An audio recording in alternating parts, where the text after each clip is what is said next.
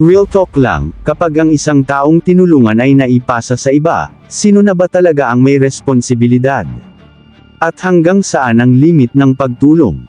Mga ka-Jago, pag-uusapan natin ngayon ang isang sensitibong issue sa loob ng isang community. Isang kwento ng pagtulong na nagsimula sa mabuting intensyon, pero nauwi sa hindi pagkakaunawaan at magkakaibang pananaw. Sa simula, may isang taong tumulong at nag-scout ng isang nangangailangang individual upang mabigyan ng pagkakataon at suporta. Ngunit dumating ang punto na hindi na niya kayang ituloy ang tulong, kaya ang ginawa niya ay ipinasa ito sa mas may kakayahang tumulong, lalo na sa usapin ng pabahay at mas malaking suporta. Tinanggap naman ito ng bagong tumulong at siya na ang umako ng responsibilidad, hanggang sa maibigay ang pangangailangan ng taong tinutulungan, pagpapaaral at pabahay. Pero dito na nagsimula ang issue. Ayon sa panig ng bagong tumulong, kapag ang isang tao ay naipasa na sa kanya, dapat siya na ang bahala at huwag nang pakikialaman pa, dahil kaya nga ito ipinasa ay dahil hindi na kayang suportahan ng una. Dagdag pa rito, may pahayag din na siya na ang naging dahilan kung bakit mas nakilala at nabigyan ng mas malaking oportunidad ang taong tinulungan.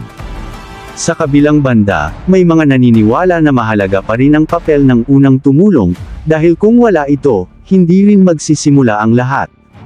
Dahil dito, nagkakaroon ng magkakaibang opinyon. Sino ba talaga ang may mas malaking ambag? Ang unang nakadiscover o ang sumalo at nagpatuloy ng tulong? At dahil sa sitwasyon, may ilan na nagsasabi na parang may hindi pagkakaunawaan sa responsibilidad at kredito. Analysis natin dito. Kung titingnan, parehong may ambag ang magkabilang panig. Ang una ang nagsimula ng pagkakataon. Ang pangalawa ang nagpatuloy at nagbigay ng mas malaking suporta.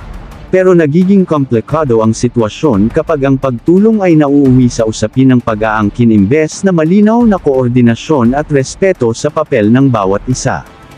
Aral. Sa buhay, ang pagtulong ay hindi kompetisyon kung sino ang mas importante o mas may ambag. Dahil ang tunay na layunin ng pagtulong ay mabigyan ng pag-asa at mas magandang kinabukasan ang taong nangangailangan. Ang mabuting gawa ay nagiging mas makabuluhan kapag ito ay ginagawa ng may pagpapakumbaba, respeto, at malinaw na hangganan. At tandaan natin, hindi nasusukat ang kabutihan sa kung sino ang unang tumulong o huling sumalo, kundi sa kung paano mo itinuring ang taong tinulungan ng walang pag-angkin o ego. Kayo mga ka-Jago, ano ang pananaw ninyo dito? Dapat ba talagang bitawan na ang isang taong naipasa na sa iba, o may papel pa rin ang unang tumulong? E-comment nyo sa baba ang inyong opinyon. At kung gusto nyo pa ng ganitong klaseng real talk at analysis, like, share, at subscribe na sa Kalingap Jago. Ingat palagi and to God be the glory.